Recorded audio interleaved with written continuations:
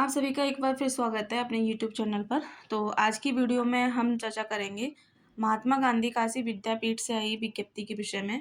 जो ये विज्ञप्ति है आपके किस संबंध में है? पीएचडी के संबंध में, ठीक है। तो जैसा कि आप सभी को पता है इस यूनिवर्सिटी से आपके जो पीएचडी एडमिशन का द्वितीय चरण स्टार्ट हो चुका है।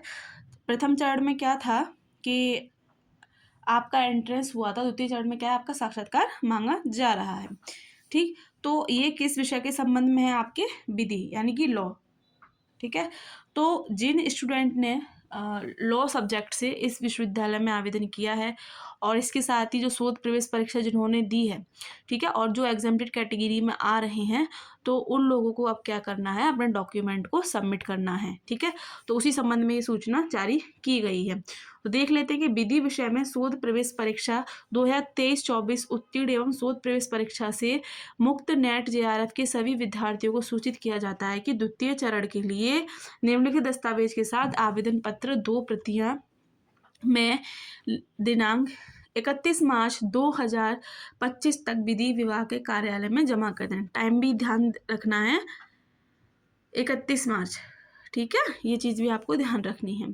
साथ में अभ्यर्थी यह सुनिश्चित कर लें कि शोध में पंजीकरण के बाद 3 वर्षों तक कहीं भी सेवा में या अध्ययनरत नहीं होंगे। महत्वपूर्ण बिंदु है ये, ठीक है। इस आशय का शपथ पत्र भी या फिर आरडीसी के रिजल्ट के बाद देना होगा, जिसके लिए अभ्यर्थी स्वयं जिम्मेदार होंगे। समय से आवेदन ना करने वाले यानी कि द्वितीय चरण जो स्टार्ट हो रहा है और आप डॉक्यूमेंट सबमिट नहीं करते हैं 31 मार्च तक, तो आपका जो आवेदन है वो निरस्त कर दिया जाएगा। अब देखिए क्या क्या आपको ले जाने हैं। अपने समस्त शैक्षणिक दस्तावेज यानी कि अपने हाई स्कूल से लेकर मास्टर तक की जो अंक तालिका है वो ले जानी है। साथ में ग्रेजुएशन मास्टर की अगर डिग्री है वो ले जानी है, सो प्रमाणित करके। और आपके द्वितीय चरण जो आवेदन भरा है उसकी फ़ोटोकॉपी और साथ में जो शुल्क रसीद है, ठीक है, उसको भी ले जाना है। आरक्षण संबंधी प्रमाण पत्र की छायाप्रति यानी कि अपना कास्ट सर्टिफिकेट। और सबसे महत्वपूर्ण क्या है? अपना रिसर्च प्रपोजल या फिर कह लें शोध प्रस्ताव, जो आप अपने विषय के संबंध में बनाएंगे। इसके साथ जो स्टूडेंट नेट जेआरएफ किए हुए हैं तो अपना सर्टिफिकेट भी लगाएंगे। अब बात करें सिनॉप्सिस की, तो देखिए सिनॉप्सिस को लेकर काफ़ी स्टूडेंट में डाउट रहता है। तो सर ने आपको सिनॉप्सिस में हिंदी और इंग्लिश दोनों माध्यम में सिनॉप्सिस कैसे बनानी है ये सारी चीज़ें सिखाई हुई हैं। इसके साथ ही जो पीपीटी है ना, वो कैसे बना इस संबंध में भी सर ने आपको वीडियो प्रोवाइड कराई हैं।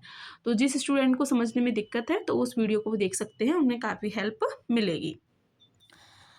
अब देखिए यहाँ पर ये सारी चीज़ें आपको बताई। तो महत्वपूर्ण क्या है कि आपको 31 मार्च तक क्या है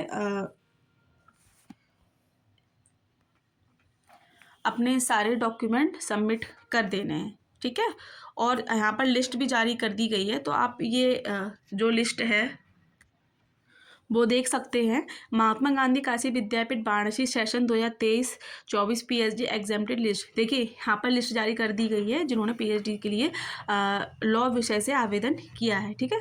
तो एक तरफ क्या आपके फॉर्म का नंबर और दूसरी तरफ आपके प्रोग्राम का नंबर यानी कि किस विषय से है, और नाम जो आपने इन्होंने भरा है इनके साथ इनके पिताजी का नाम है, आपका जो इसमें क्या है एंट्रेंस कैटेगरी है या नहीं है, ठीक है। तो ये सारी चीज़ें आपकी दी हुई हैं, तो आप देख लेंगे किन किन का नाम इस लिस्ट में है। वो सभी एग्जेम्प्टेड कैटेगरी के अंतर्गत हैं। और इसके साथ ही देखिए यहाँ पर एक और लिस्ट उन्होंने जारी की है, Mahatma Gandhi Kashi Vidyapeeth Varanasi PhD result 2023-24 PhD in law. तो इसमें क्या है, जिन्होंने एंट्रेंस दिया था लॉ से, तो उनका जो रिजल्ट आया, जिन्होंने क्लियर किया है, क्वालिफाई किया है, तो उनको भी यहाँ पर जाना है। तो देखिए यहाँ देख लेते हैं। तो इसमें देखिए अभिषेक कुमार हैं, ठीक है, इन्होंने क्या है क्वालिफाई किया है।